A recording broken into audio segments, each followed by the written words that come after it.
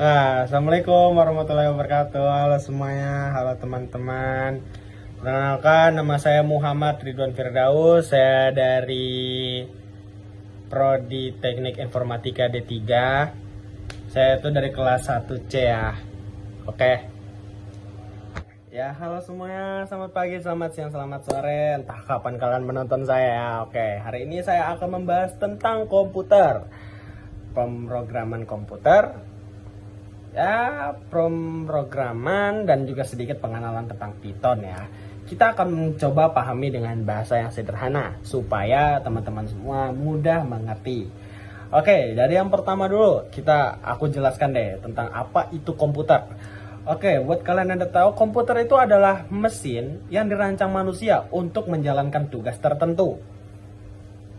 Ia bekerja dengan bahasa mesin kode biner 0 dan 1 yang hanya bisa dimengerti oleh prosesor.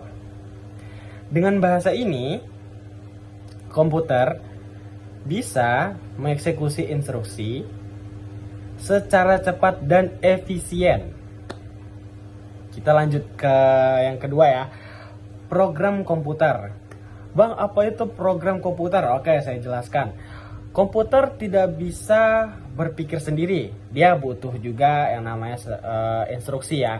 Nah, sekumpulan instruksi inilah yang kita sebut program komputer. Ya, buat kalian yang nggak tahu, program bisa menghitung angka, menampilkan teks, menjalankan aplikasi, dan ya lain sebagainya.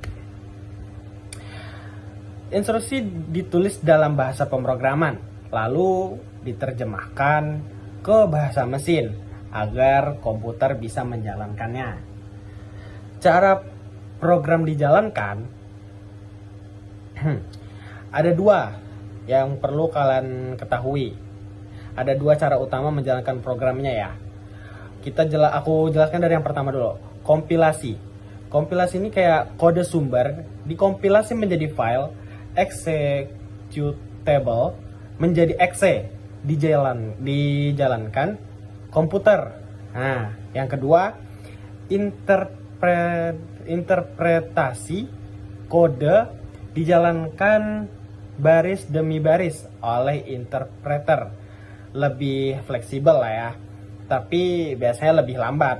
Contoh C++ banyak menggunakan kompilasi, sedangkan Python lebih ke interpretasi ya. Buat yang kalian nggak tahu, oke, kita lanjut ke bagian pemrograman. Bang, pemrograman itu apa? Pemrograman adalah proses menulis, menguji, memperbaiki, dan memelihara kode agar program berjalan sesuai tujuan. Seorang programmer menggunakan logika dan juga algoritma, bahkan matematika untuk merancang solusi. Bayangkan, pemrograman seperti belajar bahasa baru, kita menulis instruksi agar komputer mengerti apa yang harus dilakukan. Python sebagai bahasa pemrograman. Bang, kenapa banyak orang mulai belajar dengan Python? Oke, saya jelaskan. Sintaksnya sederhana, mirip bahasa manusia. Tidak perlu ribet dengan tanda titik koma atau struktur yang rumit lah ya. Bisa langsung menulis kode, jalankan, dan lihat hasilnya. Simpel kan? Punya banyak library, siap pakai, misalnya NumPy untuk matematika, Pandas untuk data, FlashDisk untuk web. Karena itulah Python sering disebut sebagai pintu masuk terbaik untuk belajar pemrograman. Oke, saya lanjutkan ya teman-teman ya. Perbedaan low level and high level. Kalian bisa bayangkan seperti lagi memberi sebuah resep makanan gitu ke teman kalian ya. Contoh yang versi low level, oke. Kita pakai bahasa rahasia yang hanya dimengerti oleh komputer. Misalnya kode hexadesimal kayak 0 kali 1A atau 0 kali B3 gitu-gitu lah ya. Kalau yang versi high level, kalian bisa pakai bahasa kita gini ya. Misalnya kalian ambil gula, campur tepung, lalu panggang, lalu ngapain gitu-gitu guys, kalian ngerti lah ya. Oke, dari Python adalah bahasa high level, jadi mudah dipahami manusia, tapi tetap harus diterjemahkan ke bahasa mesin agar bisa dieksekusi. Oke, lanjut ke yang terakhir, saya akan menjelaskan tentang sintak versus semantis ya kalau nggak salah namanya ya. Dalam pemrograman ada dua hal penting, sintaks itu aturan penulisan kode yang benar, misalnya print hello harus pakai tanda kurung dan tanda kutip dengan tepat. Nah, kalau semantis dia itu gimana ya jelasinnya?